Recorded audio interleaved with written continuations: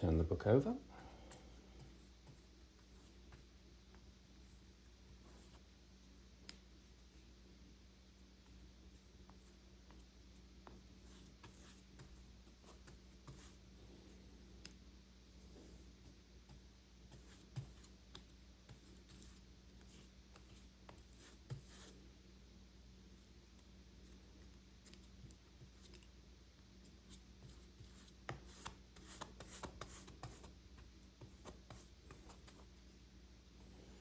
And just a little bit down the edges.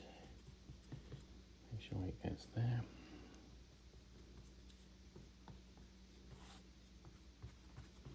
Again, we're going to just do the margins here, where the leather's going to be folded over. We'll also have to just, again, cut the leather on the diagonal, which we'll do momentarily.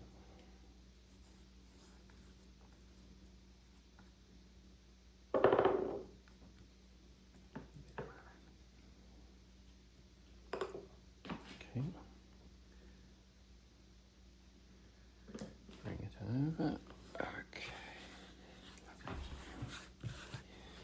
So we have to do the fold over here again. So to do that, I'm going to, it's actually perfectly okay if you have an excess of leather here, just to snip it in slightly. That just allows the leather to find its way around the card and the fabric.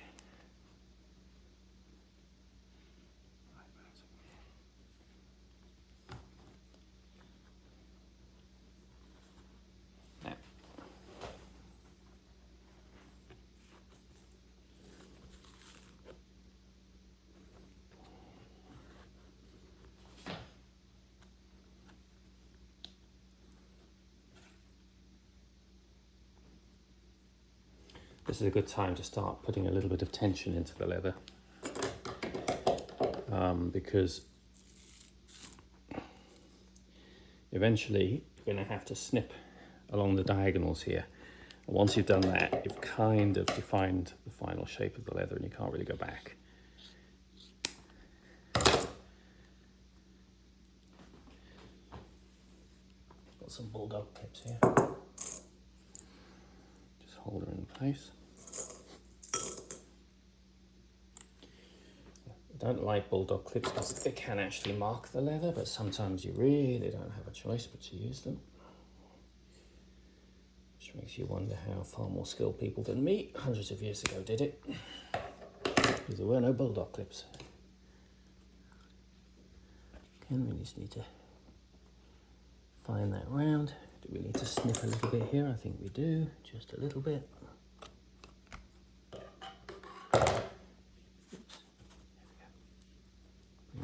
Down. There we go. That's what we want. Like that. Yeah. Lovely. Yeah, that's looking nice.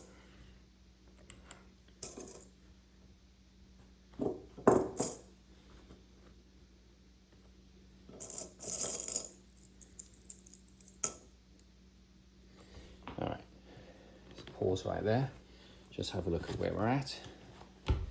So I think we have an opportunity maybe just to tighten her slightly more.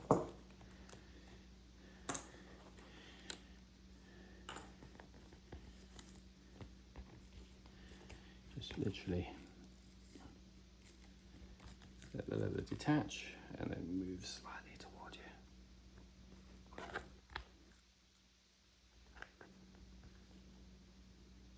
Yeah, like that.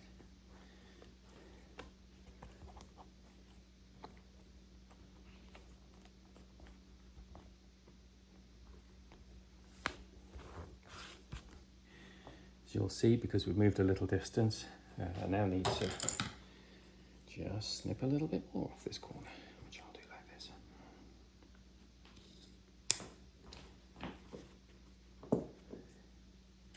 Also do the same here.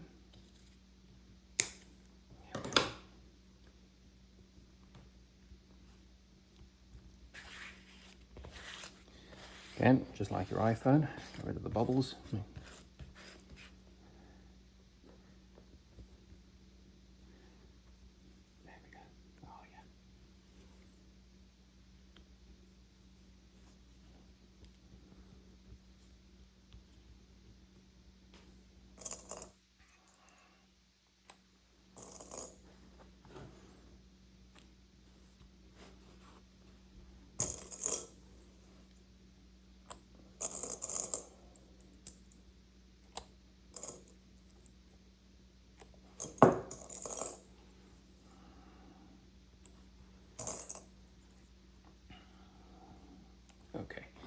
So, now we're well situated there. A little bit of this, I've got a little bit of surplus glue here on the leather, which I don't particularly like, so I'll get rid of that. All right. Now we're in a position to set our vise. So, what we're going to do, pieces of wood like that, we're going to situate those here like this to begin with.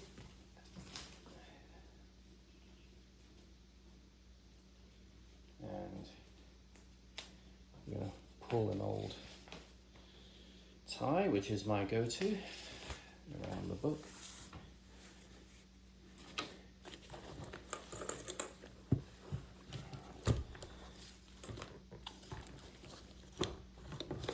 There we go.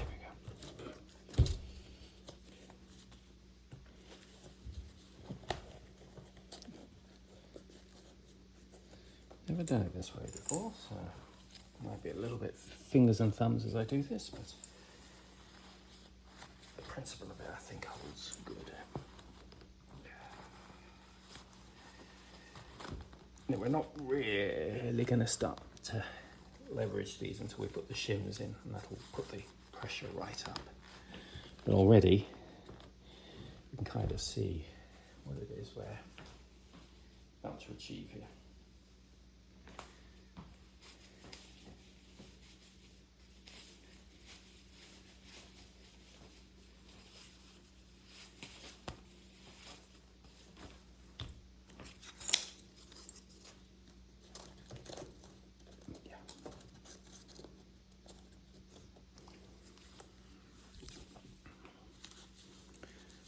Stray knot in this one.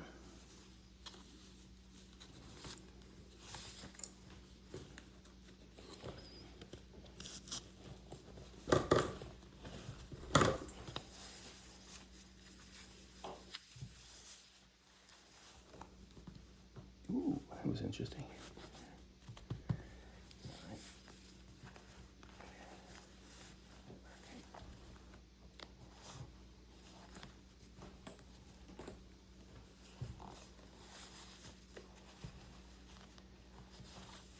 Great way to not be distracted by what's going on in the world, even as the Middle East burns and other horrible things are happening in the world. You can always look away and do something to save something for the future, which is why I like doing this. Let's get this guy in here now, same thing.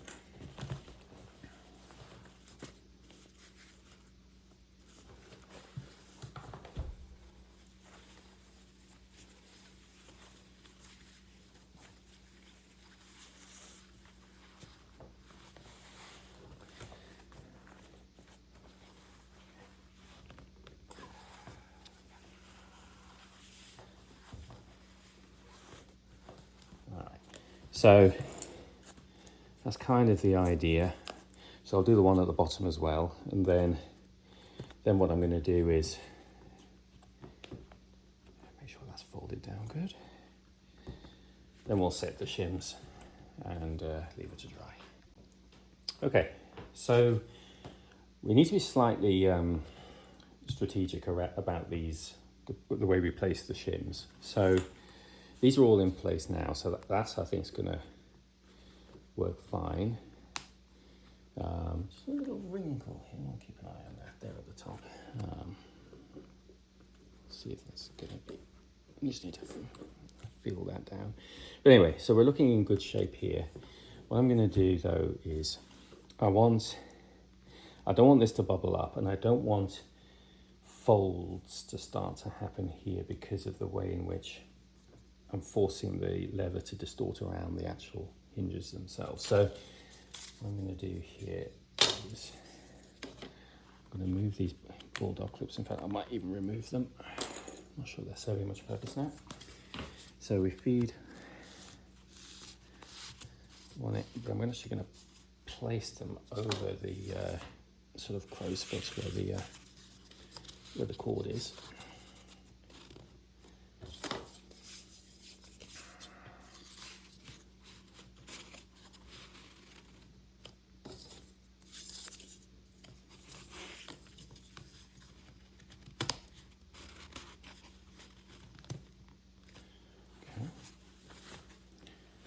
Same thing on the other side.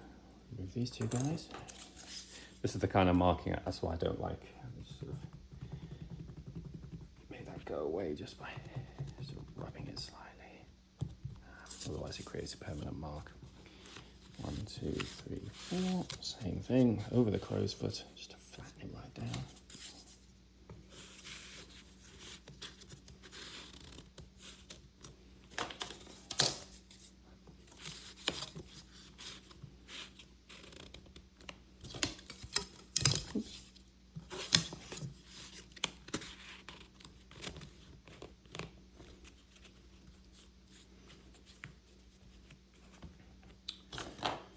Okay, got another one in here. That's 5. Another one here. Take this up to 6. One more spare here. It's up to 5 here. There we go. Okay. That's now putting a lot of force on here now. So this is now in a situation where I think I'm going to be good to be slightly careful here about the situating of this board.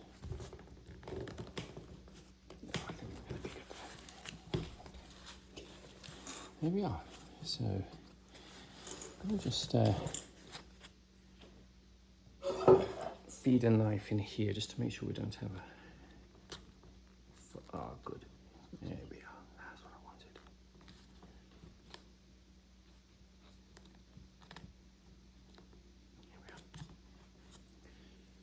Here we are. Okay. So we're going to leave this to dry now. As it dries, the leather will naturally contract. The glue, though, will hold it in place. It won't be able to move. This will force the leather to distort as well. And I think we'll be in a really nice place when all's said and done. Okay. There we go. So I've taken off the all of this, and it turned out pretty nice. The this is still going to go a shade lighter as it fully dries out. But even so, I want to still push on and complete the inner section here with some nice paste down and fly paper. And I've had a stroke of luck. So this is Gampi paper from Levinson's, which is my preferred supplier here. And this was the size of the piece that came to me, and by complete fluke, if I fold it in half, it is exactly the right size for what I need. Let's fold this slightly more accurately here. But yeah, just look at that. It's perfect. Which is really good news, because I only had, this was my last sheet. So in simple terms, what I'm going to do is have two flies, and then if I cut it, so basically this will be enough paper for both front and back, and then this will be enough to do a fly paper, an extra fly paper. So I'm going to cut this like this. Like so. Obviously I'll trim this more accurately once it's in the book. But in simple terms, what we're going to do here is we'll stick this under here like that, and then basically inside the book, that'll cover the cover, that'll be fly paper 1, that'll be fly paper 2. So that's basically how it's going to work here. There's a little bit of extra paper here, obviously a little bit of overlap, which is going to be useful.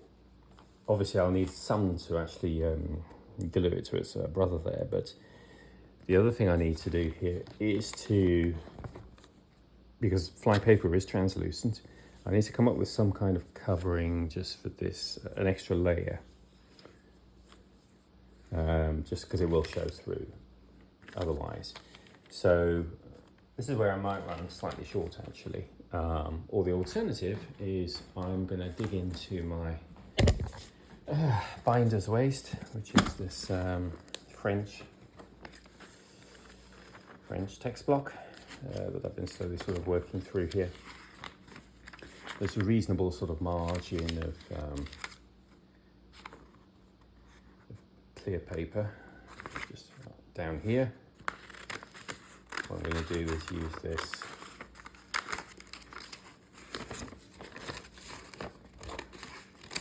cut a few sheets of this.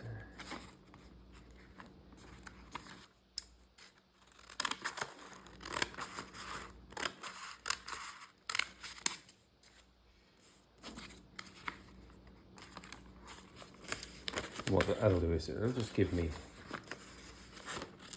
a nice shade underneath, like so. So that'll just give me some nice coverage under here, like so, which means I'll be able to put the Gampi on. Yeah, that's going to work nicely. So that's the next step. Okay, so now I've just got this covering on like that, so it's all broadly the same shape. So now we're in a position to get the Gampi ready. So cutting with scissors is always imperfect. I've found use the longest blade scissors you can find, place the underside under the fold and do in one smooth motion. These are not great scissors either.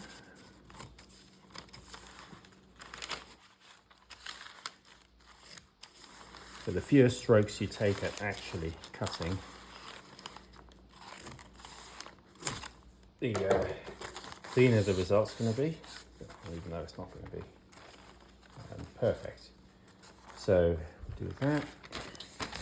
Same thing here with this guy.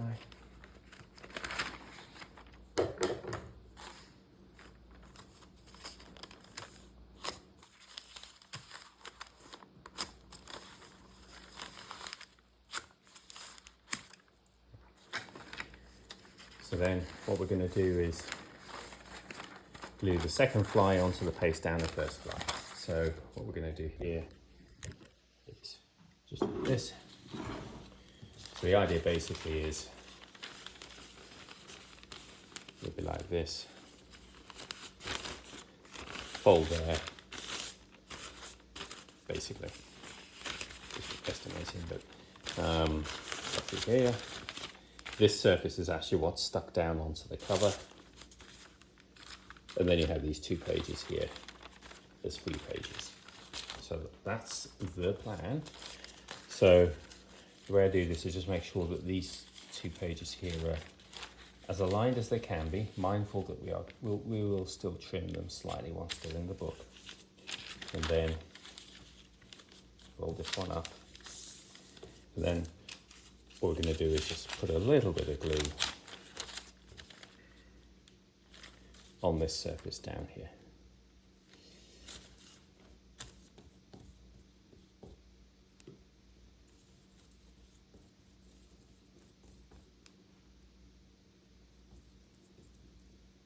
Like so. This gets folded over. Oops, the table's getting a little bit gluey as well.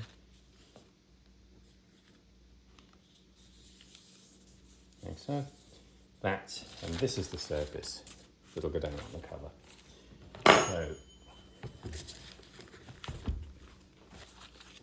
now, I'm going to put this tape here. I really don't want this to close suddenly or unexpectedly. So, honestly, the easiest way is to put the glue on here as opposed to here, but you want to be slightly careful because the moment you start wetting this surface, you start to potentially loosen it. So I'm going to move relatively quickly here.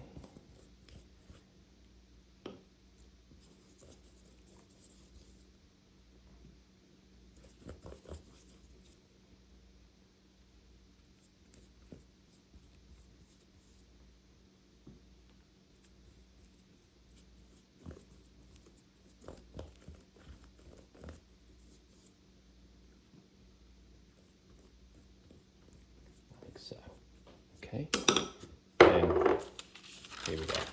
This guy comes up. Oh, on she goes, just like that.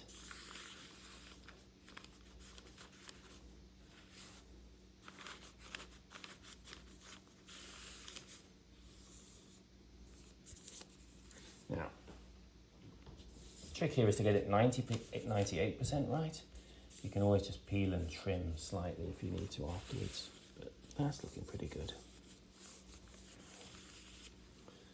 There we go. As I mentioned before, a little bit of extra here, a bit of overlap.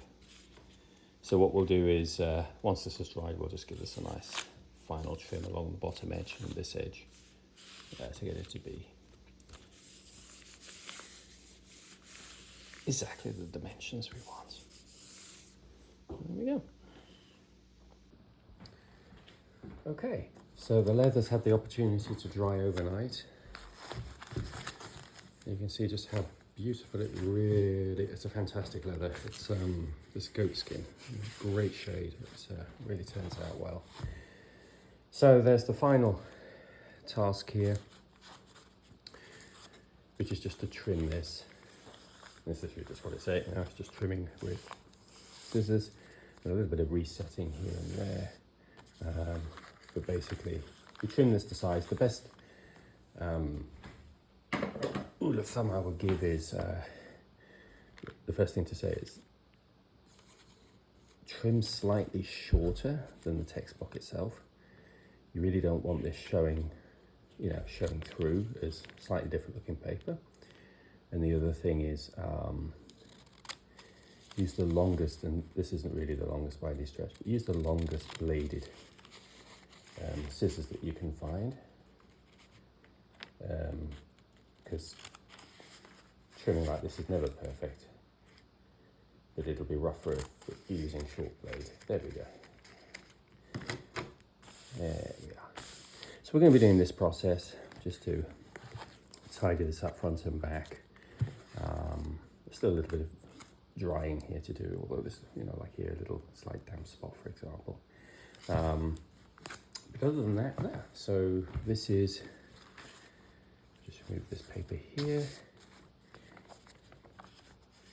This is Flavius Josephus, 1635, translation of his work on Jewish history.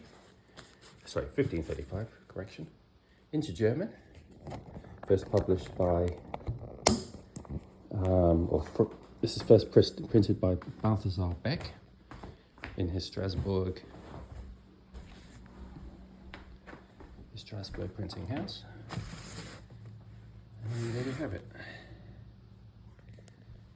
Together with two gorgeous medieval manuscripts to boot. Total investment of this was about €300. So if you've liked this video, give it a like. Feel free to follow me. I'll try and post these more frequently than I have been doing.